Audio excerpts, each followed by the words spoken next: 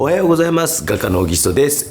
勝手に公募展第8回勝手に公募展、2020から23というテーマで、始めていきたいと思います。この勝手に公募展というのはおじさんが皆様にお題を出して勝手に私が公募展を開いているという企画でございます。なんでこんな企画をしているかというと、コロナ禍になって絵を始めたという人とか結構いると思うんですけど、公募展とかに出したことないという人結構いると思うんですね。でそういう人に、こう言って勝手に私が企画して勝手にやってみて、そうするといろんな公募展に出しやすいんちゃうかなということで始めた企画です。で8回目となりました。今回ご応募が102枚ぐらいございました。ありがとうございました。前回よりちょっと上回りましたんで、よかったなと思っております。ただ今回ね、めちゃくちゃ選考難しいです。正直めちゃくちゃ難しい。なんでかというと、皆さんが今回はすごくしっかりテーマに、沿って描こうと努力してくださった。そしてレベルが上がってます。で、いつもはですね、仙外をだいたい半分ぐらい選んで、もう鬼のようですね、悪魔のようですね、仙外を半分ぐらい選んで、あとは3分の10分の3、10分の5仙外ですよね。で10分の3から10分の4ぐらいを入選、そして入賞をあと1割または2割っていう風にしているんですけど、めっちゃ時間かかりました。仙外を選ぶのに今、100枚中だいたい50枚選びました。でじゃあそのどこの辺が仙外なのかっていうと、まず一つはテーマとちょっと見てわからんかなっていう。で、いい絵いっぱいあったんですよ。で、いい絵なんとか入賞に残そうかなと思ったんですけど、なかなかそれもうまくいかず、いい絵でも残念ながら仙外になっているということで、ある人も結構いて、本当申し訳ないなと思うんですけど、約1人1分から1分半以内で収めていかないと50枚ということは1時間半ぐらいになってしまうかなと思いますので、早速進めていきたいと思います。すいません、朝、撮っております。いつものように声がガラガラでございます。残念申し訳ございません。こちらの作品からでございます。長期出張者の方、線路未来へ白話術使ってですね、テンペラ F45、熊本地震から2020年に全線復旧した放費線の線路ですということで、3年過ぎましたが利用者が少なく、復旧の必要があったのでしょうか。利便性より地震からの復興の象徴として必要だったんでしょうか。うんぬんかんぬんということですけど、正直写真の撮り方が悪すぎてと思ったのと、技術的に白味とかテンペラとか使っている割には、例えば形とかもですね、どうなんかなという、こういうと後ろのここの建物とかの形とかもどうかなとか、後ろのこの山とかどうかなとか、ちょっと技術的に、もう少しレベルを上げていかれないとなかなか厳しいかなと。テーマ的にもこの絵だけ出したらなかなか公募展とかでこういうテーマがある展覧会とかやったら厳しいかなというような感じがします。白味まで作られてテンペラまでやられてる割にどうかな、ごめんなさい。もうちょっと技術的な部分とかを上げていかれた方が、上げていかないとなかなか厳しいかなと。写実的に描かれたいから白味というのを使ったりテンペラとか使っているのかもしれないですけど、普通に透視図法とか奥行きとか空気遠近法とか質感とかの出し方とか、いろいろテーマはあるんじゃないかなと、課題はあるんじゃないかなと思います。次の作品こちらでございます。これね、綺麗な絵やなと思ったんですよ。で綺麗な絵やし、これをって思ったんですけど、やっぱりこのテーマとして、三千佳子さんですね、朝焼け。そしてこれ読んだ後もまた悩みました。2020年長女、23年に次女生まれました。ごめんなさい、育児が大変な中で絵描いててね、ミルクあげたりおむつ替えたりしながら動画見て楽しそうやなってね。もう子育て大変ですよね。うちの妻も僕ももちろんね、もう相当今手伝えてる方かなとは思うんですけど、そうでもないかな。ただ幼稚園の送りは僕ついてってます。迎えは妻に任せたりとかしていることが多いですけど、もちろんおむつも昨日も変えましたよ。弟の臭いなんかね、もう変えましたよ。必死で、ね、大変ですよね。男性変えたことありますか？早く絵描きたいなという、もうだから今まで絵描いてはったんですね、この人ね。だから今ね、焦らずね、一生懸命子育て、育児中子育てしてください。楽しんで、よく楽しみやって言われるけどね、そんなゆとりないよね。分かってますよ。絵に関しては正直ね何も言うことないぐらいです。非常にいいです。ちょっとこうなんかこうねこの色使いとか本当に空を眺めていて今そういうこう感性とかを磨いていく時期なんちゃうかなというふうに思いますので、今のままぜひぜひですねこういうの描きたいなとかっていうイメージだけしっかり膨らましておいてみてください。いろんな画材も挑戦されてみてもいいかもしれませんよねこれからね。あまりこう加湿とかするごめんなさいね時間ないので、ですねもう本当にもうふわーっとちょっと柔らかめにこうなんかこううまいこと僕も書けないんですよ。書けないんですけど一緒にこう練習していきましょうね。ちょっと真ん中あたりをこう柔らかくしてみたらもっとこう綺麗になっていくんかなっていうこうエッジの強いところがうまく弱くなるようにねなんか本当に激落ちくんかなんか使ってねやってもいいかもしれませんね。頑張ってください。すみませんこんな調子でやってたら絶対ほら次の作品こちらです。こうねもう本当にメンバーの方でも容赦なく落としていく私の家は若さの、まさやんさんですね、海を見たかったスイカということで油彩パネルに面布と楽しく拝見します。夏になっても海を見に来ました。この4年間世間ではいろんなことはあったみたいだけどここは前と何も変わらんねということなんですけどねまあ何も変わらんねということなんですけどなんかねもうちょっといつも掛けあるんちゃうかなっていう感じがしたけどなんかねなんやろねもうどこかわからんけど影の色とかもなんかここのベンチのところとかがちょっとなんかしょぼいなっていう感じがしてしまったんで、もう残念ながらこちらになりました。もうどうしてもね公募展はある程度の技術うまくはなくていいんですよ。もうこれすごい難しいんですけどうまくなくてもいいけどいい仕事とかしてないとなかなか厳しいよともうベンチ消しちゃいました。僕こんなことすぐしますよ皆さんねピュッピュッもうねこれでこの海でなんとか勝負してあげたりすると何もない海ということでなんかちょっと違ってきたかもしれません。はい次の作品です。こちらです。こちらの方もねいつもだしこれなんかテーマにしっかり沿ってるんやけどねテーマコロナ禍一家ということで亀ちゃんさんです。透明水彩アクリル絵付録号テーマに沿って書きましたまで書いてあるのにねまあようある状況ですよね。でおっちゃんたちが若干の距離を取りながらやっぱり相変わらずマスクをしているというようなまあでもそこになんか強いメッセージ性みたいなのがもうちょっとこう出てきたりすればまた違うんでしょうしあまりにもこう写生的なのでねこう写真パシャッと撮ってそれ書きましたっていう風にだけなってしまってたらなかなか公募展は難しいんちゃうかなと思います。確かにテーマには沿ってるからどやと言われるかもしれませんけど、それでってなってしまうというね、はい、最悪な人間です私ね。はい、もう悪魔鬼と皆さんいらんのちゃうかなと思ってもね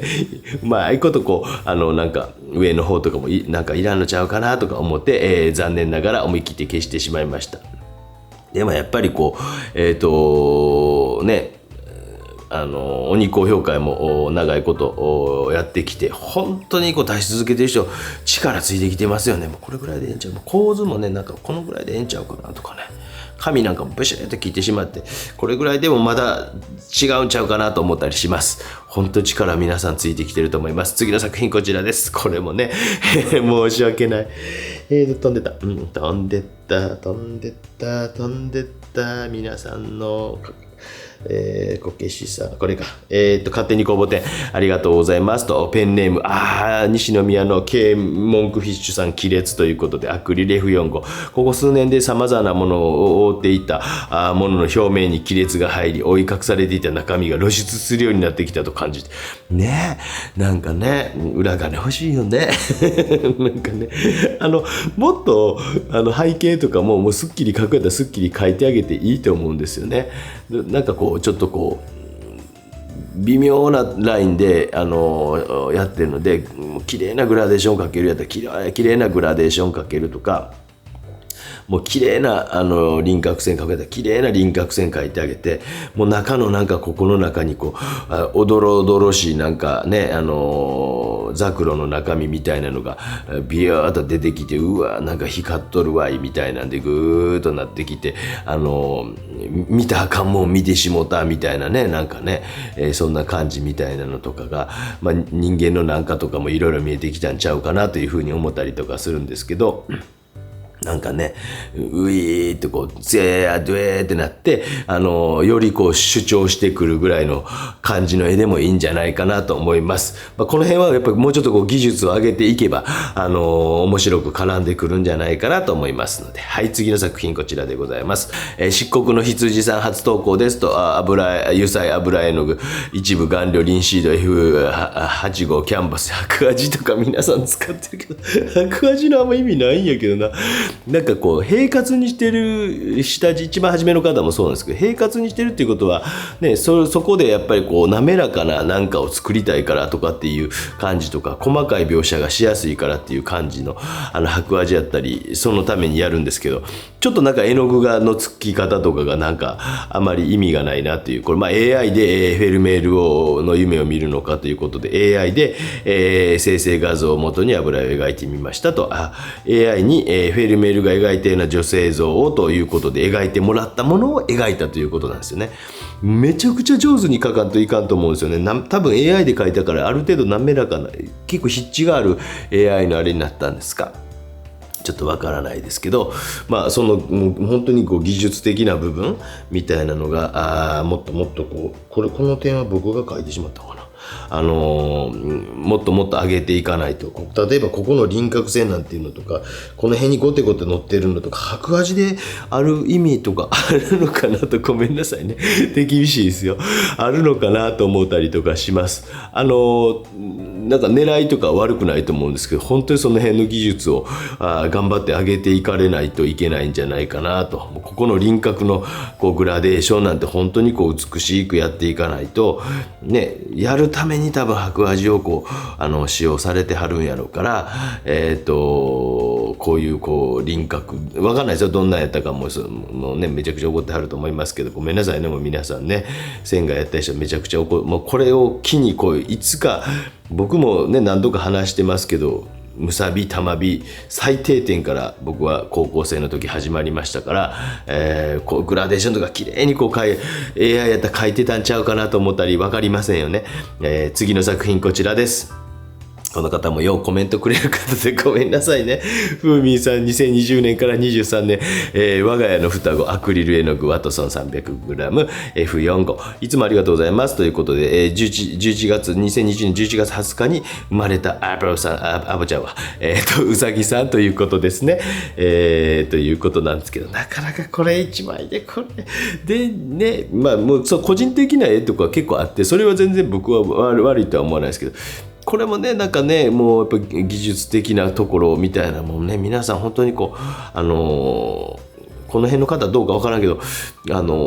鬼好評とか出してはる人やっぱ伸びてはりますもんねっていうのがふと思います。こういうリンゴとかのね、立体感とかがギューッと出てきたりとか、でね、今回もめちゃくちゃ悩みました。だいたい船外編はシャッと決まるんですけど、今回はもう4巡ぐらいしました。4回ぐらい100枚を見直しました。それぐらい難しかったです。リンゴとかの形態感とか、うさぎちゃんの前後関係みたいなとか、そういううさぎちゃんとアップルちゃんの、リンゴ関係みたいなのを前後関係みたいなのをもうちょっとうまく描けるようになってきたりすると、まだまだやらんといかんことあるんですけど、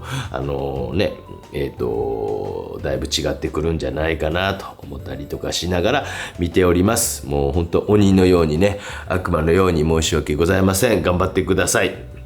2020から、23ということで、こちらの作品です。ねえ、ごめんなさいね。絵の具さんもいつも出してくださってね。なんかね、ちょっとね、これね、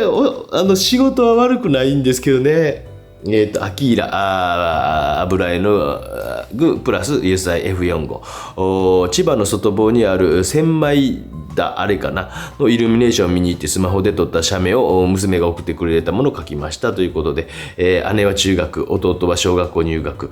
大変気遣いながらの学校生活だったと思います。コロナ禍でねということなんですけども、これを見た時に2020と何かっていうのもなかなか難しいし、前後関係がもうこれも同じなんですけど、やっぱり後ろのこのイルミネーションともう本当はねもうちょっといつもちゃんと丁寧に、鬼好評の場合は加筆とかするんですけど、もう時間的にねこうぐちゃぐちゃとこう長くなってしまうので本当に軽めにしかできなくて申し訳ないですけど、前後関係みたいなのがもうほんの少しこう出てきたりとかして、手前のこういうところがもうちょっとしっかりと描けてくるともっと違ってくるんじゃないかなと思います。次の作品に行きます。こちらでございます。すみません、もうね、これなんかもうまさに今度はテーマにしっかり沿ってやろうとしているんですが、こちらの作品ですね。誰かな、お名前は出ていく、名前は書いてないかな。iPhone からお願いしますと。思うことは3年間はこの3つでしたということで、マスク消毒、手洗い、手が荒れてマスクが売り切れ選択する、次に戦争ということで、そして WBC ということで、皆さんやっぱりこの3つのテーマが9割、この3つのテーマの中で書いてる人が9割方でした。もちろんそうなるなというふうに予想してたんですけど、そこをあと解釈しながらどういうふうにこうやっていきはるのかなっていうことがある程度読めたところですけども、それを3つドンと書いて、それが光のボンとなってきて、なんかね、言葉めっちゃ悪いですけど、なんかポスターみたいな感じ。ちょっとこう高校生、中学生の書く時のなんか標語のポスターみたいな感じがして、それはそれで悪くはないんですけど、ドンとそれを主張されるだけで、この方自身のそのアイデンティティというか、こういうことが私にとっての何かあれですよとか、こういうことの絵の具を使ってこういうことを主張したいですよという、その人自身のなんかアイデンティティみたいな部分っていうのはなかなかこう見えてこないなっていう感じがして、残念ながらこちらに選ばせていただきました。テーマはしっかり組もうとしている。それでもこの仙外に選ばれるというね、申し訳ないです。次の作品こちらです。もうね、こちらの作品です。これね、お孫さんが生まれたか、自分の子供が生まれたか。ね、もう本当に心痛いですよ。この仙外編をやってるの、クリスマス前夜に浮かれている滋賀のヤッシーさんです。過去作品ですみませんということで、お孫さん、初孫が3年前に生まれましたということでございます。ということなんでね、お孫さんを描いたなというのがすぐ分かったんですけど、普通にこう公募展とか公募展じゃなくて、鬼公評会の方に、出されたらもうちょっとこうしたらああしたらということをもっと細かく言えるんですけどね。ここに手があるってことはなんか膝の上に抱いてはるかなんかなのかな。このね、後ろにこうおじいちゃんかなんかあるってにしても、なんかこうお孫さんの手と比べてもなんか大人の手めっちゃちっちゃないですか。めっちゃ子供の手ってちっちゃいじゃないですか。こんなもんじゃないですか。うちもちびおるからよくわかりますけど、にしてもなんかこの黒い暗い手ちっちゃないですか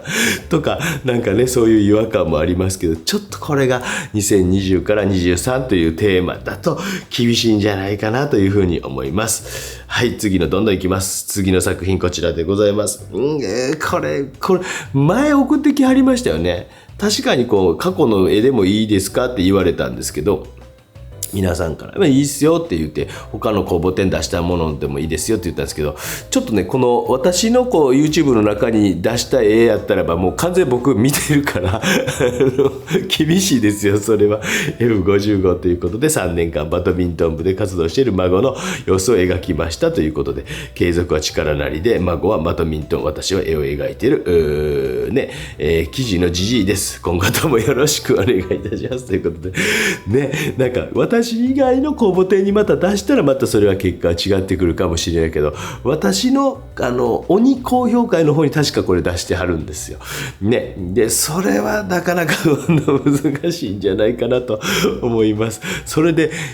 一番やとかっていいね、これは上位やってなかなかそれは難しいなと一回見てるし、ということですね。やっぱりこのテーマを与えられてから考えて書いてある人の方がそれ圧倒的に強いなというふうに思いますよ。ごめんなさいね。もうこちらの作品、次の作品こちらです。ごめんごめんこちらさ、文章読んではと思いましたね。いつも YouTube 拝見させていただいておりますと、先日名古屋でお話しさせていただいた27歳のね彼ね、もう動画でも触れさせていただいて、いただき嬉しかったですと、こう絵を、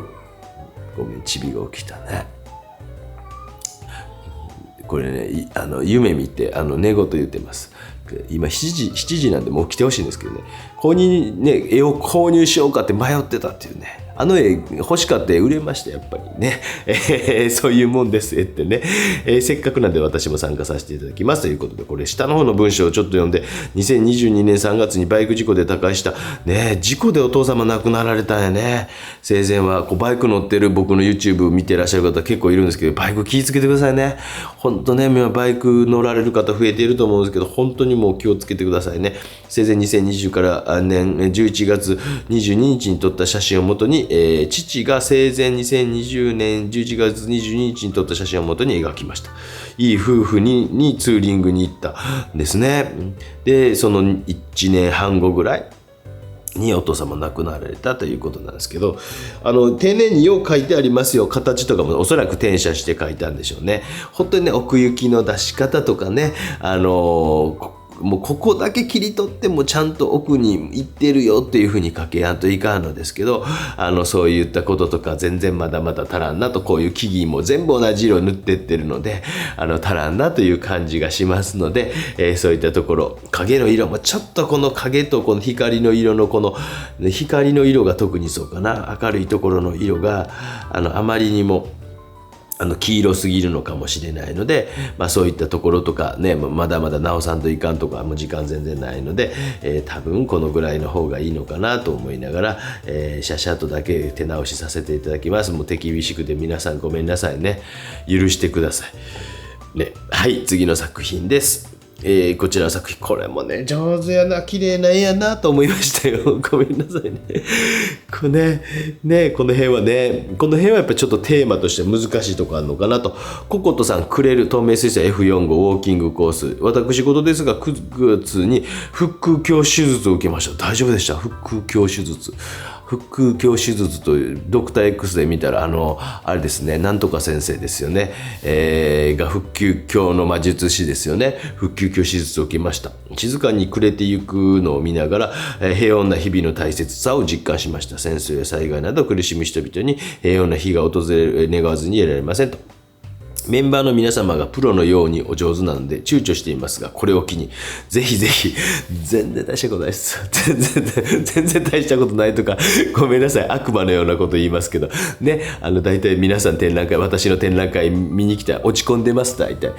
全然足元にも及ばん、当たり前じゃないですか、いつでもかかってこいっていう感じなんですけど、全然これぐらいかけたら十分やと思います。いろんな作品に挑戦していきながら、皆さんと作品をこうやって並べるっていうことが、僕は今回仙外の方もこうやってずっと作品が並んでいくっていうことが大事なんですよ。やっぱ一人で書いててもなかなか自分のそのクオリティとか自分のテーマかもしれませんし、色彩かもしれませんし、本来は本当に本物同士を並べ合うのが一番いいんですけど、もすごく作品いいですよ。テーマとしてちょっと弱いなっていう、僕色使いとかも構図も暗い中の形とかもよう描けてるし、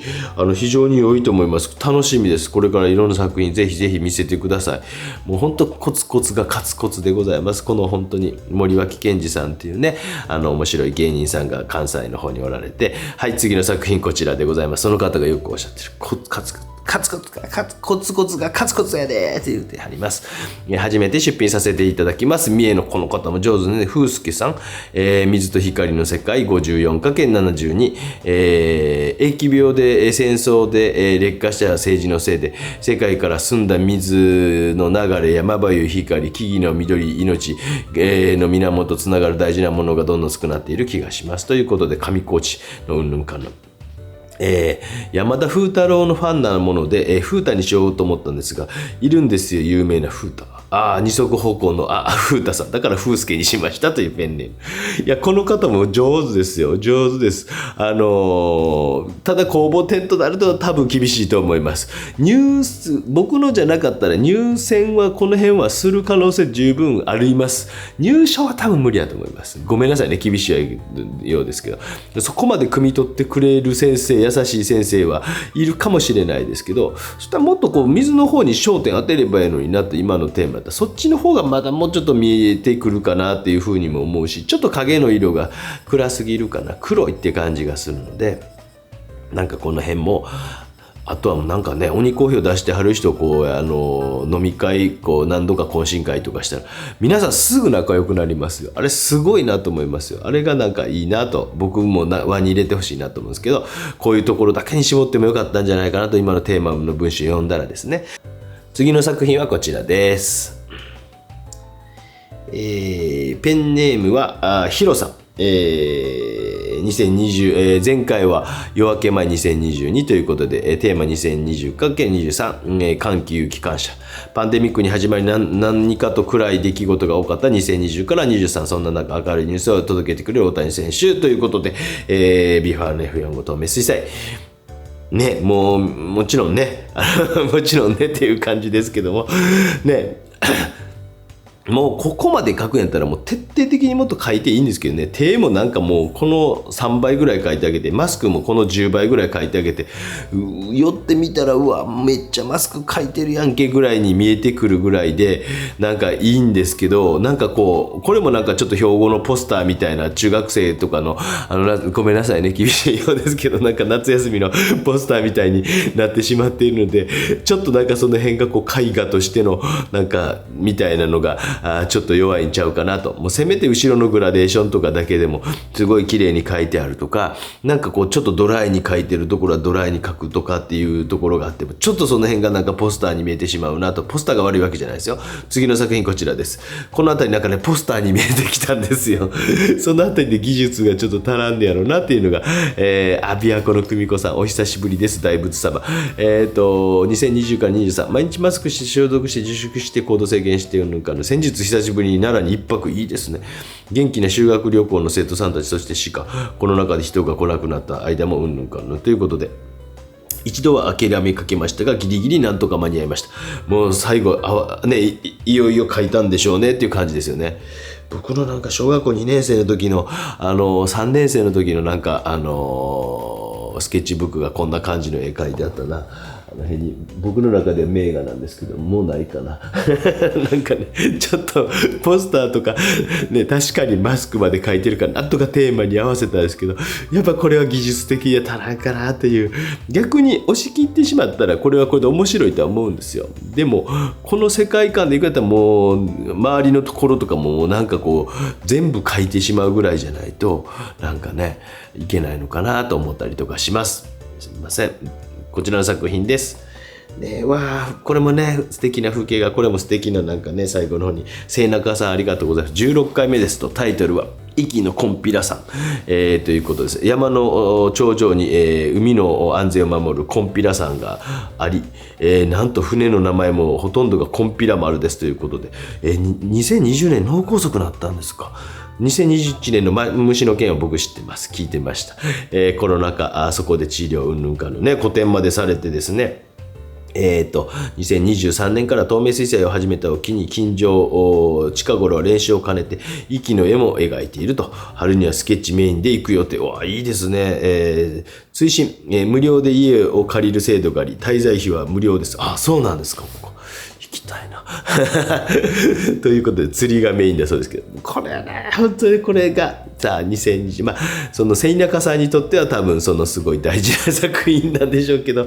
見る人にとってはなかなかこうそこまで伝わりきらへんのかなというふうに思います。これなんか本当に海の青さとこう空の青さみたいなのもうちょっとこうなんか渋めかなんかにした方がなんか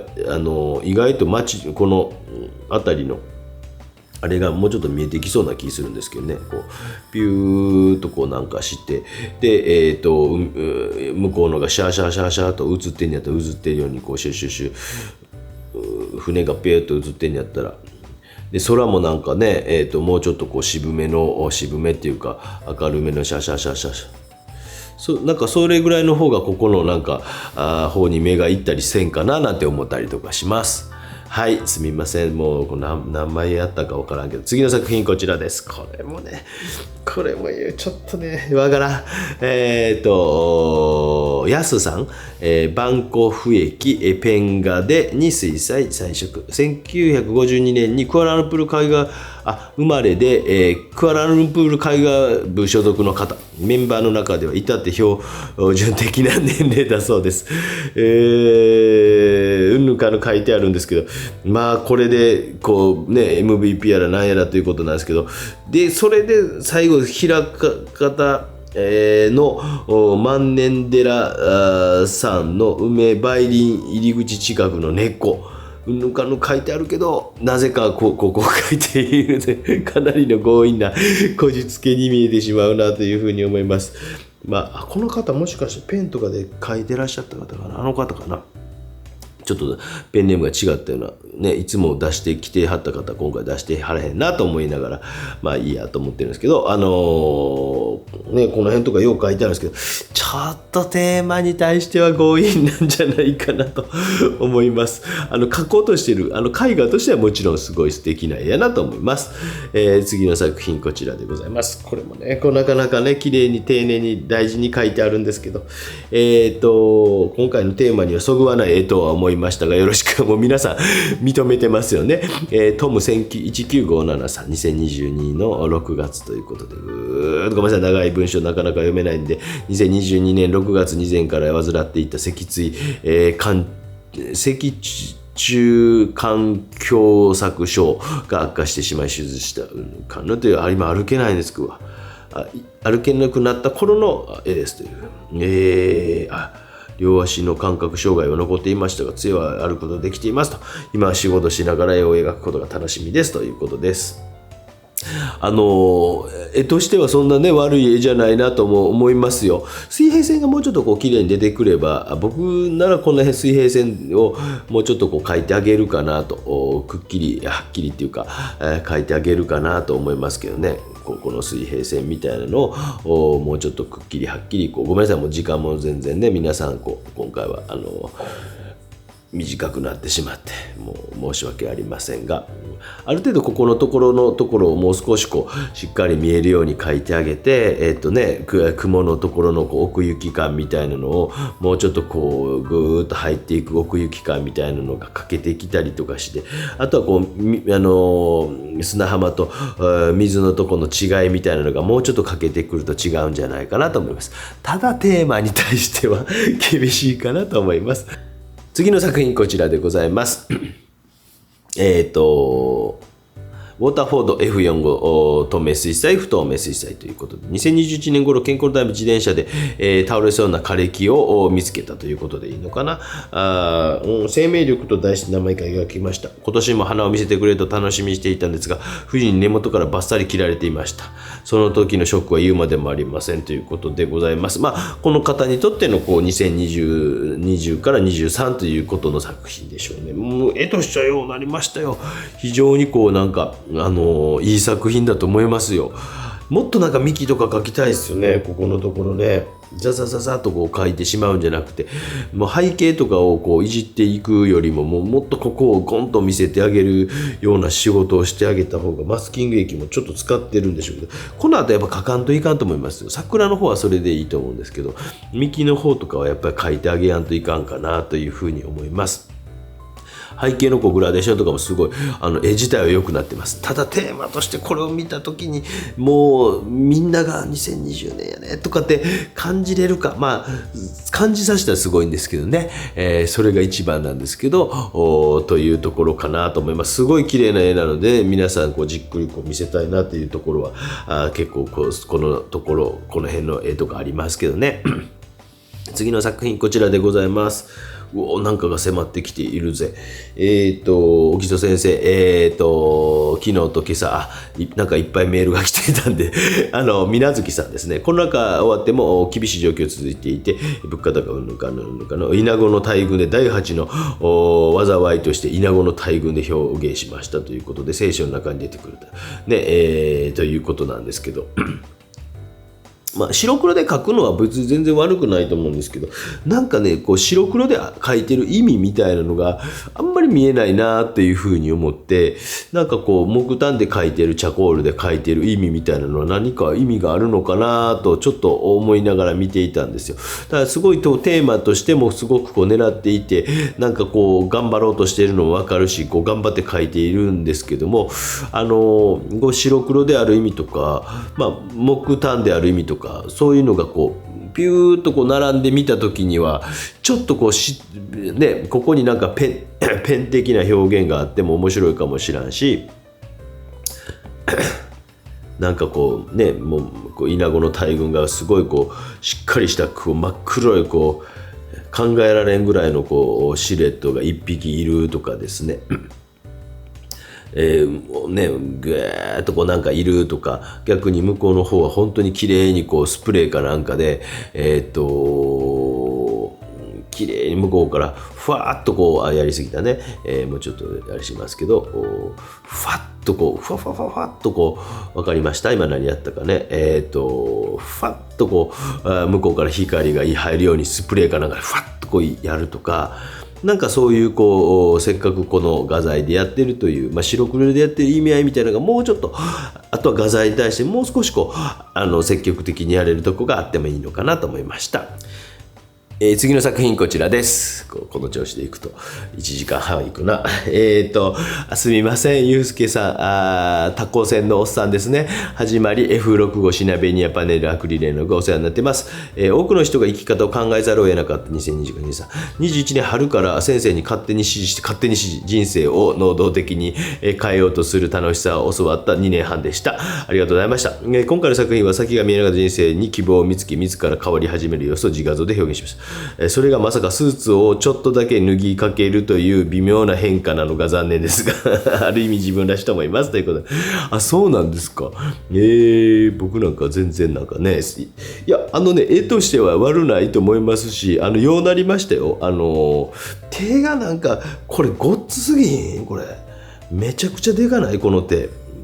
手やったらどんだけでかなんねんっていう感じが見えて、それ狙ったんかもしらんけど、ちょっとでかすぎるんちゃうかなっていうのと、ゴツゴツと下から多分写真撮りやったんやろうけど、スマホかなんかでにしてもなんかごっつすぎるなというので、すごい気になるし、やろうとしていることは悪くないと思うし、書いてあることも悪くないと思うんで、もうちょっとなんかね、自然に勝手に指示されることようあります。昔からね、勝手に指示されてますっていうね。特に男性が多いです。なぜかようわかりませんがなぜか綺麗にね、後ろから反射光とか入ってくるとなんかかっこいいのになと思ったりします。はい、次の作品です。こちらの作品です。これもね、丁寧によう書いてあって、学アジサイ綺麗やな思ったんですけどね、ごめんなさい、この辺までね、隙間産業までやってるよっていう感じですけど、テーマとしてねごめんなさいね、勝手にこうゆずみかんさん、6月の朝 F35 キャンパス10歳、2022年6月アジサイの花が咲くのを楽しみに毎朝散歩へと緑の藪だと思っていたところに、白いアジサイが咲いているのを見つけましたという可愛い花と対照的なのびのびとした枝に自然に託するということでございます。ごめんなさいね、もう完璧に。いや、だから本当にこう、絵としてはいいですよ。いや、何も言うことあれへんわぐらいの、僕すごい素敵な絵やと思いますよ。完全にこのテーマとか関係なく、鬼好評とか送ってきてたら、いいじゃないですか。ちょっと多分めっちゃ褒められてたと思いますよ。今回も褒めてますしね、一応ね。ただ、これを2020から23っていう、ちょっとこじつけすぎるかなっていう、ごめんなさいね。いいやなと思ってですね、この辺りから実はもう2巡目3巡目ぐらいに入っててました。みんなをして、まだ20何枚しか見つかってへんやんけとか思って、でもうこの辺もしゃあないわっていう風になっていってます。だから本当に絵としてはすごいいいです。理由はそういうことでございます。次の作品こちら。これなんかね、もう初めポッと見た時、僕もうこれ入賞やなと一瞬では思ったんです。で2周目3周目してきた時に技術的にとか、これ周りまで描いたらええのにとか、もうちょっとこの辺頑張って描いたらええのにとか、この後ろのグラデーションなんとかしたらええのにとかって思ったりしだしたんですよ。どんどんだからこういうのは技術やなと。ごめんなさい、読んでなかったねちょくちょくこれあります。新みやぞんさん、2020から23に応募しますと。コロナ前の中、昼下がりの街には人影はないということで、69歳の男性の方でございますと。2020から23ということで、人影のない街ファブリアのということでございます。もう本当に今言うたようなことです。もう全く。もうこれもちゃんとここの気持ち、この辺の気持ちで周りまで書いていって、でね、でこの周りのこのグラデーションとかがしっかりとされてたらもうめちゃくちゃかなり僕は上位にいったんちゃうかなと。ただやっぱりある程度ですね、うまさというと変やけどいりますよやっぱりね。その辺はちょっとですね、その絵を見せるための何かっていうのは必要かなというふうに思う。あまりねもう時間のあれですけど、綺麗にこの辺グラデーションができて、だから透明水彩とかの限界値っていうのはやっぱりこういう一種格闘技戦になってきたら僕やっぱちょっと相当技術が高くないと難しいんちゃうかなっていうのを感じました。このデータで見てても思うので、多分現物で見たらよりそれは感じるんちゃうかなと思ったりしますね。後ろだけでもグラデーションを少しやっといたり、下の方だけでも、これいつも言ってるんです。こういうことね、ちょっと一種格闘技戦になってきた時には透明水彩だけは結構難しいですよっていうのは、一種格闘技戦っていうか表現ってそういうもんですからね。そもそも表現っていうのはそういうもんやと僕思いますので、この表現をしたいからこの画材を選ぶ、この表現したいからこの画材を選ぶっていうのが僕正解だと思ってますんで、次の作品こちらです。これもね初め見た時ね、一匹だけの新潟の志保さん、過去があるからこれからがあるということで、86歳の母ががんになりました。よくて1年と言われましたが、皆さんの内容がね、文章の内容がより僕を悩ましてしまうというかね、いろいろありましたということで、一匹のこの鳥を希望に見立てて書かれたんでしょうね。すごくこれだけでこの周りのこの空間で世界を表すというか奥行きを表して光ある世界を表してるっていうのは僕すごいなと思って、いいやなと思ったんですよ。にしては寂しすぎるかなと思って、これを上の方にしたら怒ってきはる人いるんちゃうかなと、俺のが頑張って描いたやないけって。僕はもう絵なんて別に頑張ったでしょうないと思ってるんで、ここだけ描いたっていうのでそれでものが伝わってくればいいと思うんですよ。だったら多分ね、ものすごいこれ写実的に描いてあげた方が良かったんかなと。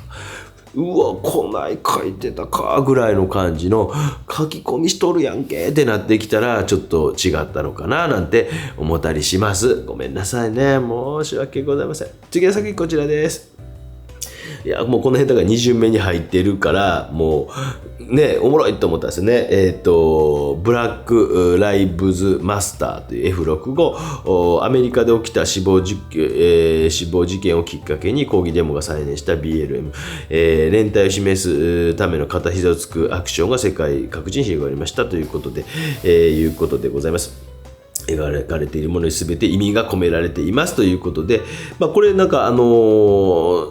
ある画像から撮りましたということで URL までくっつけてきてくださってありがとうございました。多分時間とかこういうのにも意味があったりとか、いろんな意味がある、全て書いてあるこういうところのも意味があるんだろうなと思ったりとかします。ちょっとポップな感じに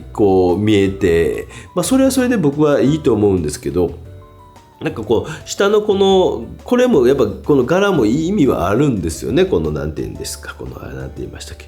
黒白のこれちょっと絵の中ですごく強くって、これが若干邪魔してるような感じがするかなっていうところがあって、本当にもうあとは技術的に上げていったり、技術的には写実的に描けというわけじゃなくて、一つ一つの絵の具の塗り方とか絵の具の置き方みたいなのがレベルが上がっていけばもっともっと上の方絶対いけると思いますので、やろうとしていることは悪くないと思います。すみませんこの辺りで。次の作品こちらです。これもそうですね。テーマもしっかり考えてる。ね、しっかり構想も練ってるこの辺りの人はね、もう技術が足らんなと。ごめんなさい。三流ナモさんありがとうございました。いろいろね、もう A3 トレーシングペーパー、墨岩彩、もうスタジアムからの超重ギガということで、コロナ禍で振り回されたスタジアム観客の絵巻で描きましたということなんですよ。もうこれだからね、何を言うたらいいかというと、本当にね、もう今思えばね、やっぱ上にしといてあげてもよかったかなと思うぐらいごめんなさいね。こういう風にね、結局はあんまり人入ってへんみたいなところとか、こうやってこうね、無観客でやってるとか、この罰があってみたいなとかも、やっぱ滑稽は滑稽やったなと思うし、それを鳥獣戯画で、これ上位にしといてもよかった。ごめんなさい。上位っていうかこう入賞ぐらいまでは全然いってたなと今思えばって思うんですけど、なんかやっぱ技術が足らなさが見えてきてしまって、でも鳥獣戯画というふうにこうあえてこうそういうふうに書いたんやっていうのが今分かったんで申し訳ございません。本来やったら入賞やったかもしれません。でもその辺がパッとこう伝わるぐらいじゃないといけないということが実際問題ですよね。パッと見ては鳥獣戯画なんやなというふうに、若冲のこの線あれをちょっとこう模しながら書いたんやなっていう感じであるとかっていうのがパッと見て分かるかどうかということも大事かなと思います。こういうのが公募展の難しさかなと思います。次の作品こちらです。これもほらテーマに一生懸命やってるでしょね。ごめんなさいね。もう戦車書いたりひまわり書いたりということで恵子さん申し訳ないです。ひまわりの悲しみとウクライナの国花ひまわりいつまで、情け容赦なくひまわりを攻め続けるのかといまだに終わりの見えない惨事を攻めて一つに抜かぬということでございますけども、もう本当にこうこれ公開されている前後で鬼高評会の方のゆずぐらいの技術があればなんかまた全然違ったんやろなっていうふうに思いました。確かにこういうのはね、戦車とかなんかこう画像とか映像とか見ながら描いたりとか、こういうひまわりとかっていうのとかも画像とか映像とかを見ながら描いたりとかしてはるんやろうから、なんかこうね、なかなかこう難しいところあると思うんですけど、そういうところが描ける力みたいな、もうこのひまわりだけはすごいいいんですよね。なんかね、でもこのなんかね、外側から決めろって先生に言われたとかなんとかとかいうこととかできてるんですけど、他とかあんまできてないですよね。その辺が全部画面の中でできるようになってくるかどうかっていうのも大事かなと思います。次の作品こちらでございますね。これも初め僕なんかおもろえやなと思ったんですけど、テーマとかもね一生懸命考えてやられたのグリフォンさんね。世間が暗い割に家族の輪は深まった。いいですね。F65 キャンバスアクリル力。この数年暗い話題ばかりも生活一変しましたが、思い返せば家族一緒にいる時間会話を多く。これグリフォンさんのでいいので、なんかグリフォンさんってもうちょっと書ける人やったような記憶があるんやけど、なんかこの辺の稚拙さみたいな。これソーシャルディスタンスこの絵でいいのかな、これでよかったかな、なんかこの辺のなんか雑さみたいなのがもうちょっと描ける。久しぶりになんかねこう勝手に公募展とかその前の鬼好評では見てた記憶はあるんですけど、なんかあれすごい稚拙になったんちゃう、これ雑ちゃうこれとか、この辺はなんとなくこう丁寧に描いてる気はするんですけど、あれ雑なったんちゃうけとふと思ったんです。絵見た時にね、その後名前見て、あれグリフォンさんってもうちょっと描けた気がすんやけどなとふと思ったわけでございます。次の作品はこちらです。萌え木。これなんかもね、僕ね、すごいこう絵としては悪くはないんちゃうかなと思ったけど、これテーマ的にはね、萌え木色さん、アクリルビファール F85、過疎地のコスモス。アイデアも技術もないのですが、せっかく好評いていただく機会なので投稿させていただきますと、出来が悪いので名前変えました。わかりました。過疎地の古い石垣コスモスを描きましたということなんですけど、これもなかなかこうテーマとしては厳しいかなというふうに思うんですけど、なんかここの辺にふわふわっとなんか白いなんかね、これは何ですかね、コスモスっぽいのは分かるんですけど、この白いこうなんかこれゴミ袋、石垣かごめんなさいゴミ袋に見えた。石垣にこう這うようにコスモスが石垣って書いてあった。じゃあどうないすればいいかなねえ。ようやくなんか石垣に見えてきた。僕なんとなくこう棚田みたいになってなんか田んぼみたいななんかなってんのかなって、で向こうに家あんのかなと思ったんですけど、石垣がこうピュッと立ってたんですね。石垣のやっぱ隙間書いていかんといかんですね。いくつかね、多分ね、その暗さみたいなのがちょっとだけこう入ってきたりとかすると違ったでしょうね。石垣のなんか暗さ、これ後ろの方にあった暗い色かなんかを少し持ってきましたけど、少しこう石垣の石のこう暗さだけを少し描いてあげたりとかするだけでちょっと違う。黒じゃなくてもね、でそれがこう立っているっていうのが見えてきて、いたりするとまた違うんでしょうね。少し違ったんじゃないですか。ね。アイデアとかもね結構いい方なんでね、またチャレンジぜひぜひしてください。この勝手にこぶ手もね、もっとシンプルなテーマがいいんですかね、皆さんには。自画像とか、私自分の顔なんか描きたないわとか、こちらの作品です。これもね、初めはもう完全に選んだんですけどね、練馬の人見知りさんということで、2021年の桜と不機嫌な娘。ね、皆さんお子さん不機嫌ですね。B4 サイズ。うちのちびともそういう風にいつかなるんでしょうけどね、アクリル。8月に先生の動画見てから絵を描き始め、最近ですね。銀座の御殿も見に行かせていただきましたが、人見知りが、災いして先生を遠くから見ることしか話しかけりゃいいのに。私自身はもう正直あんま覚えれないです。もう相当人と会うから。だからその一人ぐらいの感じで気悪くしたかなとかね、話しかけてなんかあれしたかなとか、そんな考えていいです。もうそんなしょっちゅうありますから、すぐ忘れますんで、はい、気にしないでくださいということで。いや、これね、人いいですよ。もう問題というか惜しいなと思うのは桜ですね。ここがちょっと平面的すぎて、この平面的すぎるのも僕おもろいなと初め思ったんですけど、なんかね、周りのこの緑とかかな、どこかな、なんか一個一個おもろいとこあるんですよね。ですごく仕事丁寧で、これもしかして緑だけかもしれんな。この緑の色がもしかしてなんか違う色、もうちょっと渋めの色とかやったら違うんかもしらん。見つけたぞ今、突然なんかを見つけたおじさん、これもしかしてこの緑の鮮やかさみたいなのがもうちょっと渋くなってたりするだけで違うんかもしらんな。何かを見つけるおじさん、たまにおじさん見つけるんですよ。ピッとちょっと緑抑えたんです。どないでっか。ほらどうですか。これぐらいでよくないですか。これやったらまた印象違ったんちゃうかなと。この緑の強さがなんか奥行き感みたいなのも出そうとしてるなとかですね、なんかに見えてきて、奥行きとかそんなもん無視してあげて、でやっぱこのお嬢ちゃんと桜っていうのを見せるっていうために緑を若干抑えてみた。これやったら多分上行ってたな。はい、また送ってきてください。ぜひぜひ。全然もうおっちゃん適当なんでね。こちらの作品です。これもね、僕の中で鬼かと思って。松本めぐみさん、戸惑うオムニ、キャンバスと油絵 F65、3年間は鬼滅の刃や鬼畜の諸行ってワード流行ったんですか。鬼というワードが使われ、鬼を倒す年だとか2020年から23年表現しましたと。7時半起きろ、今日日曜日。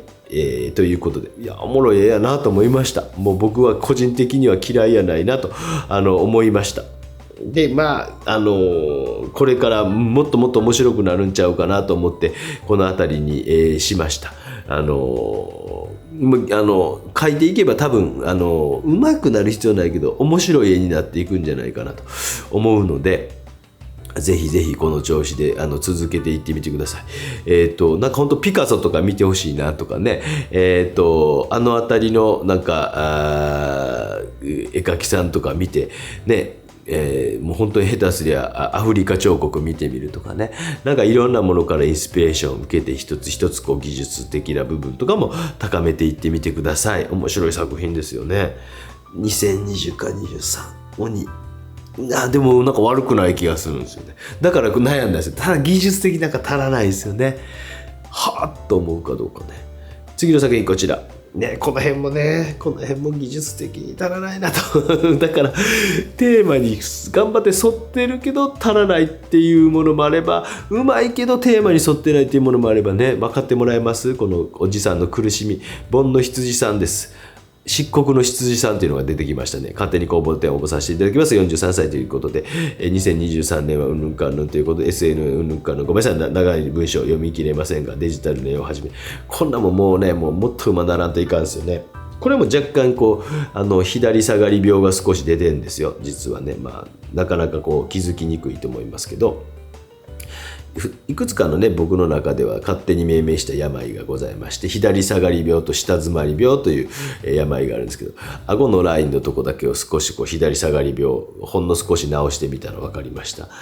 こういうところにほんの少し出てくるんですよね。実は本人は気づいていないんですけど、こういうのを反転させてあげたりとかすると左下がり病というのが若干わかるんです。ほら左顎の下がちょっと長なってるでしょとかいうこととかあとはもうとにかくもうね、これもうもっともっと技術上げていこうぜっていう話ですよね。もう、技術上手くなれとは思わないですけどね、この人しかできへんこの黒白のこの表現はとか、先ほどの鬼の方もこの人しかできへん鬼のこの表現だとかっていう風になってきてほしいんですよ。ふわーっとね。あとはなんかこう疑いながら描いていかないと、このタイプの人っていうのはもう自分はこうやったらこう描けるみたいなのが出来上がってしまったら絵が痩せていってしまいますんで、その辺っていうのは注意しながらやらないといけませんので、描き方や方法論が決まってきたりすると絵が痩せてくるタイプの人もいます。だからその辺というのをこう慎重にやりながら、もうこの辺はもう本当にね、もっとグリグリグリっとやりたいとこなんですけど、少し顔のとこだけもグッグッとやりました。引きで見たらだいぶこう違ってくるでしょ。でこれがこう全面にこう画面になってきたらまた印象違う気しませんか？おっちゃんが言いたいこと分かります。ほんの何分しかやってませんけどね。次の作品こちらです。これごめんなさいね、もうこう可愛いと思ってね、孫の入学式かF15R バーバYouTube でよく拝見させていただいてます。保木美術館、僕の絵ありましたか？ありがとうございました。若い頃から描きたいと思ってましたが、この年になってやっと自分の時間できました。おかげで今からでも描かなくてはと思い立ち、初めて2年のもうどんどん描いていってください。もうね、これだけ描けたら本当楽しみですよ。本当なんかね、こう難しいんですけどね、もう本当にこう人とね、桜のこう距離感みたいな、距離感、近いとこと遠いとことか、体のとことここの後ろの距離感とかあんま考えてないでしょ多分ね。どれぐらいの距離、どれぐらいって言うとあかんです、僕からすると。これだけ距離があると、何センチあるとかぐらいの気持ちでしっかり描けるように、もうその辺は本当にまたぜひね、鬼好評とかに送ってきてください。細かいところまでね、ある程度頑張って言うていきますので、どうやったらこの距離感が出るのかっていうことをちょっとね、ここの特に、桜と人のこの辺りのシルエットのここの部分っていうののこの距離感みたいなのがちょっと出てないので、そういうのがグッと出てきたりするとすごく良くなると思います。本当にプライベートな作品ですけど、よく描けてますよ。次の作品こちらです。この辺はね、頑張ってテーマにね合わせてね、皆さんね、本当に59歳 F45 ベニヤパネル、天井のない監獄、色のない世界に絶望しかけたが、それでも生きたいと思い直して拳に、力を込めるということで、以下、読み上げなくても良いですということで、病気をされたという方とかね、多いですね。油絵8ヶ月9作目にして初めての人物画ですということでございますね。もう本当になんかこの辺りは毎日新聞デジタルのあれを使ったということですね。だからそういった新聞とかのね、あれを書いといてもらえるのはありがたいなと、ここから引用しましたよということを書いといてもらえるのはありがたいなと思いますね。もう本当にこれもこの鉄の棒からちょっと顔が前に出ている部分もあればね、この鉄の棒があってこの棒の影が落ちてたりするの、落ちてないのとか、なんかね、この手に対して後ろとのこういう遠近感、距離感みたいなのははっきりであんま出てないんですね。でこういうのは絶対出してあげるように、で人間やから肩がありますよとか、子供やから肩ありますよとか、こういったものとかね、目がちょっとずれてませんかとかこういった部分のも技術的な部分っていうのがやっぱりスポッと出てきてしまうので、そこで落とされてしまったりとかっていうことがあります。次の作品こちらです。こちらの方もね、なんか久しぶりですね。久しぶりですということで、皆さん忘れてね、大体の人も忘れてるかなと思いますけどね、クアラルンプールのアングリーパンダさんですね。アクリルキャンバス 70×80 センチということで。いや、俺もっとなんかこの人は熱い絵描いてた気がするんですけど、ね、ちょっとなんかわからんけど、なんかあと写真もちょっとなんかピンボケしてたし、ちょっとなんかぬるくなってないかなと思って、なんかものすごいなかなか熱いなと思うような森の中で、本当にパンダが起こって森林伐採のあれでグワーッとか、辺の絵のが僕 2020×23 っていう感じが今思えばするなと。この温暖化がより加速化して、この、地球自体が熱くなっているような、わかんないですけどね、年賀状のあれかな、これと思いながら、ちょっと写真の悪さとかも引っかかって申し訳ないですけど、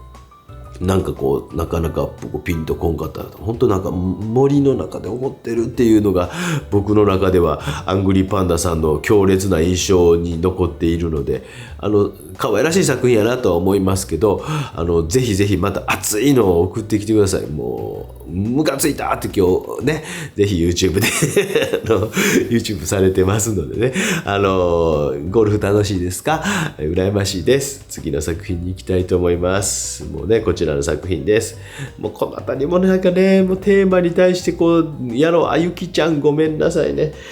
糸ということで、キャンバス、アクリル絵の具、モデリングペースト、油絵の具、グルーガン使ってですね、不安、縛り、人とのつながり、雲の糸で表現しましたということでございますけど、道が向こうにあってね、新しい道を作っていきましたと。ちょっとね、雲の糸なんやろうなと、この穴、ずっとこれなんかの穴から覗いてんのかなと、なんやろうなと今読んだら雲の糸なんですね。でそれをこのグルーガンみたいなので表現したのかな、ローのあれでしょ、ビューってやつね。ちょっとそれが見えにくかったなと思って、もったいないなというふうに思って、で向こうの方にも道があって、また道が向こうにあるわけですよね。ここものすごい大事なところなんですけど、意外とここの奥のここの街並みみたいなのがもうちょっと書いてあげやんと、細かいですけど、ここの街並みとなんか糸のどっか糸ですよと、雲の糸ですよと、どれなんわかるの皆さんどっかに雲の糸という線はいっぱいあるけど、なんなんやろなっていうのが分からなくて、申し訳ないけどここになりました。すごくテーマにもなんか一生懸命トライしようとしてるなっていうのは見えたんですけど、でもなんやろな、これなんなんやろな、それがうまくこちらの絵とかとのつながりには僕見えてこなかったんで、申し訳ないですがこちらになってしまいました。まだまだある。次の作品こちらでございます。これもね、絵としては面白いなと思ったんですけど、はっきり言うけど、これは何、この写真の撮り方、これは何いや、これはこういう今デジタルのあれで出す展覧会増えてるから、多分もうそれだけでアウトやと思うよっていう感じで、いいのに、マボさんですね。今回も作品を応募しますということで、2020年から23年、段ボールに、段ボールやから油彩テンペラ F105 程度、今回はテーマに沿って自画像を時系列に並べて見てみました。ある女性との出会いをきっかけに人生が動き始めた2020年、それが壊れて病気が発症した21年、病状が落ち着き再起をかけて歩き出した2022年ということでございますけど、段ボールでわざとこういうぐちゃぐちゃとしたような形の状態にしたら、周りなんとかトリミングとかをして提出せんといかんかなと。後ろのキャンバスとかもあるからどうやったらいいかわからんけどね、僕は。なんかね、長押しをしたら、人だけスマホとかでもトリミングしてくれた。本当はね、フォトショップとかイラストレーターとかでやらんといかんとは思うんだけど、なんか提出する際、僕多分パッと初め見た時に、これ面白いなと思って、入賞以上はいくなと思ったんですよ。でも一応僕のこの展覧会の性質上はやっぱりこのまま載せると、私たち主催者で画像って切れないんですよ。多分どんな工務店でも同じだと思いますよ。デジタルで提出する場合っていうのは、ある程度画像がね綺麗で、そしてトリミングまでちゃんとされてないと、主催者でここをなんか頑張って切ってくれよお前とかっていうような上から目線の人は大体無理やと思いますので、絵はいいよ。絵はいいよ。本当よ。絵はおもろいなともうすごい思って、絵画的で多分そういう絵の才能すごいあると思うから、そういうところまでは頑張ってできるようになっていきはった方がええと思いますよ。本当に何も言うことあれ面白いなと思います。はい。もうそんなところまで続いていくという性格の悪いおじさんです。で、次の作品です。こちらです。で、これなんかも綺麗にトリミングしてるね。なんか進撃の巨人みたいな。ね、もう山ほどいいやなと思いますよ、これも。埼玉里さんごめんなさい。ミリペン、色鉛筆 21×19 センチ。もうこの辺は本当にそういう難癖つけて落としてってます。ごめんなさい。もう性格が悪いんで。もうね、本ちゃん上げてくれやって言うかもしれないけどね。ごめんなさい。21×20 センチ。で、本当にもうこれなんかも悪ないなと思ったんで、もうね、ちっちゃい作品やけどぐちゅぐちゅと 19× となんやろうなと思わせる。いや本当になんかちょっとした物質感みたいなの欲しかったなと。ごめんなさいね、僕のもう本当になんかこうペンペンペンペンと絵の具が盛り上がってるだけでもチャンチャンチャンチャンだけでもなんか違うちゃうかなと。ペンと色鉛筆で書いてそこにチャンチャンチャンチャン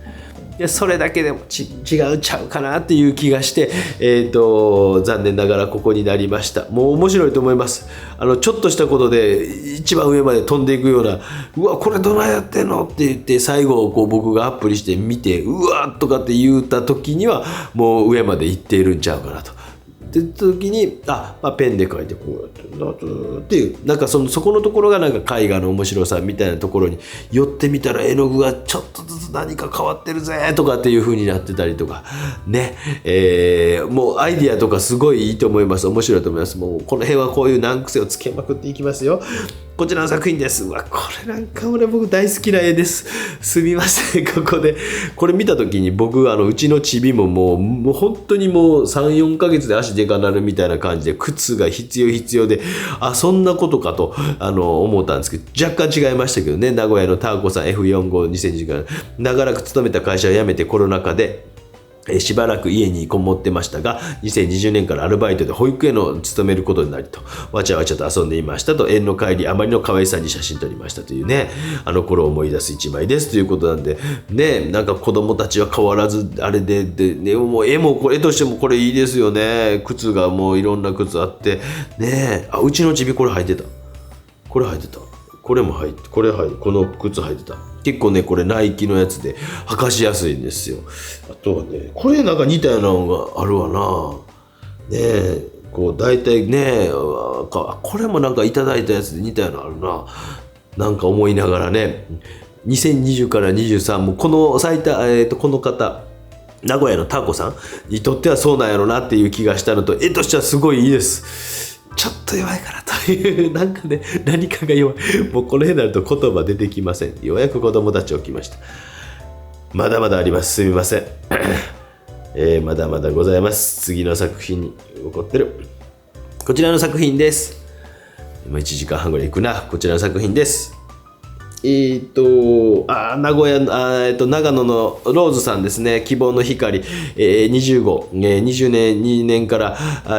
始まった先の見えない恐怖と怒りで街は不安と赤く盛り上がりましたということでございます。いやーなんかこうローズさんの中ではどちらかというと子供の希望とかをいつも書いてこられるから柔らかい優しい子供の絵とか描いてこられるからねかなり本人の中では挑戦されてですよね。これもやっぱり技術的な部分がもっともっと伸びていかんといかんなっていうやっぱりイメージ画とか想像画になってくるとやっぱり後ろの街並みもこれパッと見てその赤い街並みやって分かるようになってやんといかんと思うしあまりにもこれね2つの世界観がボンと分かれてしまっているというところをどうやってうまいことつなげるかなみたいなところがちょっと弱かったかなと。で本当になんかそのあたりとかっていうのをねゆっくりでいいから時間かけてちょっとずつね技術が上がっていってその描きたい世界とうまく合致してゆっくり成長してっていうのももちろん僕も分かってますからですね。次はそのあたりがうまく合致できるようになってくればいいなと思います。次の作品こちらです。もうごめんなさいねこれなんかもねもうなんかこうテーマとはだいぶずれてるけども、まあそのと思って、キコさん名古屋の方、国書2023、透明水彩マスキング液ウォーターフォード F65、記録的な暑さ続いた今年の夏ということで、のりたけの森を訪れましたということでございます。テーマとしてどうか迷いましたが思い切って投稿しましたということなんで、ね、確かにテーマとしてはどうかなと。ただ絵としてはいや上手、綺麗をかけてはるいますよ。本当に水彩画としては多分なんでこれ落とすんやってこう突っ込んではるでしょうけども、技術的には最大級やけどテーマ的にはちょっと弱いというだからこう迷いが見える、この迷いというかこう悩みに悩んで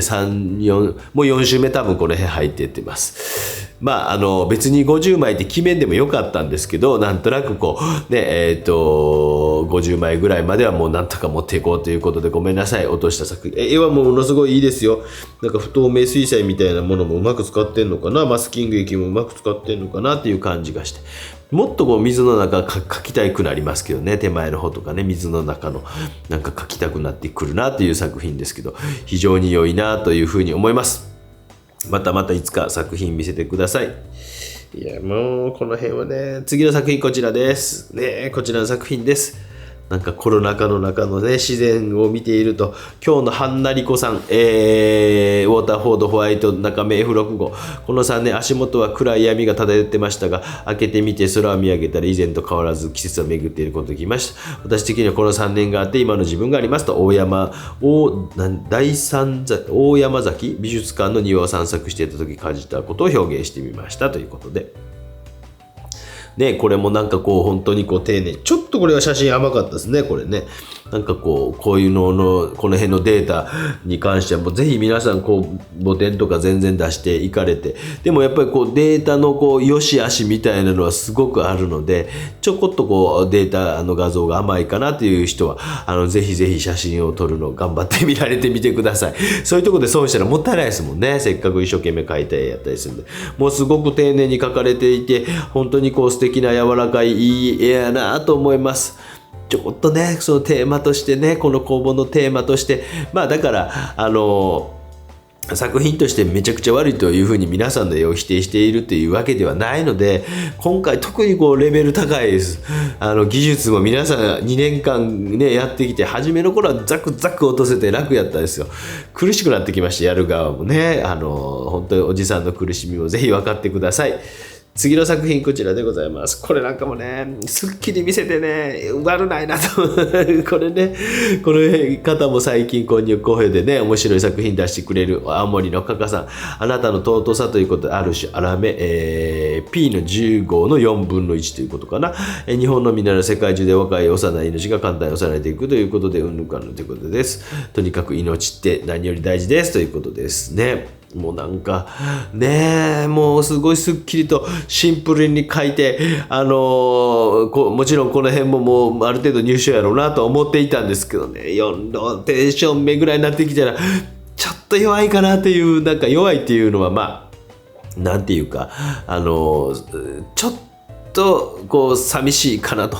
思うようになって、なんかもう意気込みが満載の作品とかが出てきた時に、すっきり書くことでそのテーマをシンプルに伝えるということは悪いことじゃないと思うんですけど、まあ普通やったら入選ぐらいは言ってたかなと思うんですけど、とにかく今回はちょっと厳しくごめんなさい。もうで作品グラデーションとか絵の具の使い方とかもすごいこの方綺麗なので、でもいつも描いてる自画像とかで僕こういう大きな色面をどんどんと載せるのすごいいいと思いますけどね。なんかこういうのもぜひぜひ自画像いっぱい描いてこられてもいいと思いますけど、自画像も大きな色面ドンと載せてみられたらどうですか。すみません、もう手厳しくて。次の作品こちらです。もうこの辺はもしかして続いてしまったもうで、なんかやっぱりこう僕の個人的な部分もあると思うんですけど、やっぱり透明水彩だけだとこれちょっとやっぱ弱く見えてしまうというのは、画像でもデイサニーさんすみません、変わるもの変わらないもの 24×33 やっぱり 3ローテーション目4ローテーション目ぐらいまでなってきたら、なんかね僕のあれかもしれない、何枚かもちろん透明水彩だけのものも残してますよ、もちろんね。でもなんかね、そう見えてきたんですよ。ワトソン 24×33 センチ、コロナ禍、このデイサニーさんと青森のカカさんはね、同じお茶仲間だそうなのでですね、コロナ禍でうんぬんから私たちの日常はキャパを超えた日常とフラットに変えた、ある意味インナーピースを求めた日々でもありましたということでございますけど、これもなんかね、もう悪くないと思うんですよ。綺麗なね、お茶のこのお茶をされてるんですか。で、ちょっと写真っぽさがねっていう写真を写しましたっていうような感じに見えてしまうところがあるなっていうところがですね、手とか逆にいらなかったんちゃうかなっていうふうにも思ったりとか、手描くやったらもっとこうなんかこうしっかりとこう前後関係を出してあげて、奥行き出してあげて、このなんか書いてあげてとかっていうね、もうおっさんのこの性格の悪い手厳しいね、もうあれですけどね、そのあたりというのがこうちょっとこうもう少しこう綺麗なこう色とかでちゃんとこう手なんかかけてきてあれやったんかななんて思いながら見ておりました。まあ絵としてそんなにめちゃくちゃ悪いという皆さんわけではないんですけど、テーマとして見た時にはちょっと弱いかなっていう、じゃあ入賞編がテーマ強いかっていうとそうでもない絵もあります。もちろんでも逆に技術めっちゃ高かったりしますね。もうこの辺になってくるともうおじさんの苦しみばかりが皆さんに伝わってくるかな。こちらの作品です。もう忖度を一切してないでしょ。今回はもうメンバーの方もね、スペシャルサポーターの方も多分言います忖度はしません。私は長い文章、みちみちさん、長い、もうおじさん老眼でしんどい、ということで下の方だけ読みます。45歳みちみちさん、災いが世に満ちていて希望を残されているため希望を絶望することはないという一節からのパンドラの箱のうんぬんかんぬんということで、タイトルはテレビアニメ北斗の拳2の主題歌から引用しましたということで、タフボーイというタイトルやったんかな、北斗の拳ですってもっと馬なろうぜもうシンプルにもっと馬なろうぜ、もう本当にようなってきてるんですよ。で本当にもうでも本当うわこれなんかこの岩の質感すげえやとまではいかない。これモデペを多分こういう風にナイフでキュッキュッキュッと塗ってったなと、そこで終わってしまうようなやつやったらあかんです。もうそれをもうこのタイプのやったらもっともうこれどうやってこれやってんやっていう風に見えるぐらいまで多分モデペをねピッ頑張って一生懸命塗ったんですよ。その形に沿ってね、モデペのこうナイフの跡とか見えてます。ごめんなさいね。30日にはみちみちさん総監督の動画を公開しますので、よかったら皆さんこうモデペの跡みたいなのがでこういうのをうまくこう操作できるようになってきて、うまいことこうクリエイティブしていって、これどないなってんねんって、そしてこの微妙なこの明かりの中でこう影の色とかが微妙なハーフトーンみたいなのが見えてくるとかなってきたらね、よりいいと思います。次の作品あと4枚、ごめんなさい、こちらの作品です。もうねようなってきましたよね本当にジョリーさんインドネシア在住、妻と子 40×30 センチ、もうこんだけ見てると船外編で申し訳ないですけどね、これだけのレベルの高いの見てるともう入賞入選編入賞編ね、皆さん楽しみじゃないですか。2020年の春に今の妻と出会っていいです、素敵ですね、おめでとうございますと。21年に結婚、23年に子供が生まれました。22年の暮れに私の YouTube をにありしましたということなんですけどね、奥様もね元気ですか奥さんね、奥さんにだけこびへつらおうかなと思ってます。この方お会いしたことありませんけど、いやでも丁寧に書かれていてすごいね、あまりこう揮発声優みたいなものを使えないということなんで、完成油ほとんど絵の具から出した状態で書いていってるというような感じらしいんですけどね。こういう首のシワとかこういうの書かんでえもう書かんでえもう書かんでえねもう本当なんかもうね奥さんねこんなもんちょっとグッとしといてあげてよ、もうなんかこんなもんいらこんなもんほらもう書かんでも誰も何も文句言わへんよ、こんなもんここの日本の線なんかいるこれほらこんないらんやろっていうね、絵としてすごくこう素敵な作品やなというふうに思いますので、顔とかのなんかね、もうこういうのはまた鬼好評とか送ってきてくださいね。顔とかのこう稜線とか頭の方にこう回っていく稜線みたいな、ごめんちょっと失敗したんでなしにします。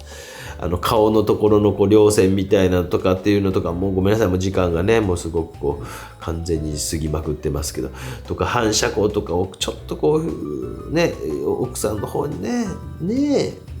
もうちょっとこの辺を反射光、洋服の反射光とかペッと入れてあげたりとかするともっと良くなるんですけどね。はい、次の作品に行きたいと思います。こちらの作品です。もうこれなんかね、僕結構なんか絵本の一枚みたいな感じに見えて、僕はすごい絵として好きやったんですよ。だからここまで残ってるんですよね。遅くなって申し訳ありませんと。初めての応募ですと、みふみふさん。一斉休校が始まった頃、なんとか人目を避けて公園に連れて行ったということでございました。水彩は20作ぐらい描いていますが、アクリル画は4作ぐらい目なので、何度も失敗しながらという、アクリル画集ですね。描こうとしているものとかも面白いですよ。なかなか悪ないなというふうに思います。形とかもっともっと多分描きながらちょっと違和感とかを覚えたりとかですねしていくと思いますが、例えばこの手とかもなんかちょっと手細すぎたり、この腕とかもね形がどういうふうに骨になってどういうふうに肘になってるかなとかっていうのとか、こういうところの腕の形とかすごく上手になる必要はないんですけど、違和感とか変に、描きながら気づいていけたりするといいなと思います。特にここの腕とかね、こっちの手なんかこっちの方が少し気になるかなと思います。次の作品こちらです。ね、うまいね。この方かな、日堂のまで来てくださった方、ソウルの方、この方かな、65歳ですと、5回に続いて2回目の応募ですということで、この方かな、キムさんかな、画題祝福ということで、いうことでございます。屋根の一部は韓国の殻を乗せたとても美しい建物ですということなんですね。ソウル大聖堂1926年。いやー、もうなかなか絵は上手やと思いますよ。ちょっと硬いけどね、よう描けてる。僕なんかより全然描いてる。ちょっと硬いって難しいですけど、なんかねどう言うたらいいかな、なんか力が抜けるところがないというか、全部がバチッと描きすぎていて、もう少し静かな世界観のところがあったりとか、なんか絵の具が逆に熱くなってたりするところがあるとか、もう全部が均一に描かれすぎてしまっているなという感じがあるので、なんかちょっとその強弱みたいなのをつけていけたらいいのになと思います。ただこれだけうまくてもやっぱテーマとはちょっと大きく離れすぎてしまってっていうことでここになりました。申し訳ございません。この辺もね鬼好評でゆっくり見たいんですけどね。こちらの作品でございます。最後ごめんなさい、こちらでございます。絵描き猫さんすみません。タイトル絵描き猫になると、ファブリアーノスケッチブック A4 水彩、高校生以来描き始めたということで絵描き猫です。公募に応募するため人生初めて30号のキャンバス買いましたが、想像以上に大きくて家が小さくなったように感じましたということで、絵描き猫となった私が世界、私の家が小さくなったと感じている絵を描きましたということなんですね。ちょっと足らんね。もう一言で言うともう足らんなという。書き込みとか、この絵に関してはやっぱ書き込まないといけないタイプの絵やろうなというふうに思うので、もうね、猫のあれをねぐーっと立体感出すために強ぐーっとしてあげて、で例えば、影の中なんていうのも紫で一層で終わってしまうんじゃなくて、もうある程度しっかりと色つけてあげたりとかして、ね、2層目ぐらいまでとか、もうちょっと濃淡つけてあげたり、突然も緑がビューンと来たりとかしてるので、そういうものが他のところとかも感じながら見えてきたりとかしながら、書き込みみたいなところは少ししっかりやっていかないといけないなというふうに思いますということで、124分喋り続けましたが、船外編は以上となります。なんかすごい痰を吐きながら来た、なんかうるさい少年が来たんですけど、入る？痰を吐きながら来た少年が、船外編は、はいはい以上となりますが、おはようございますって。おはようございます。ありがとう。ご苦労様です。ありがとうございました。明日、入選編、そして入賞編と続きます。頑張って編集をしたいと思います。すみませんでした。本当に選外編の皆さん。もう、皆さんそれぞれに、家だと思います。それぞれでもっと伸ばしていって、今回はこう、テーマとかっていうところが、ちょっとそぐわないなという方が多かったりとか、技術的にもっともっと伸ばしてほしいなという人を、今回選外編として、選ばせていただきました。申し訳ございません。明日以降も楽しみに待っててください。それではまた。ピッ。チャンネル登録よろしくね。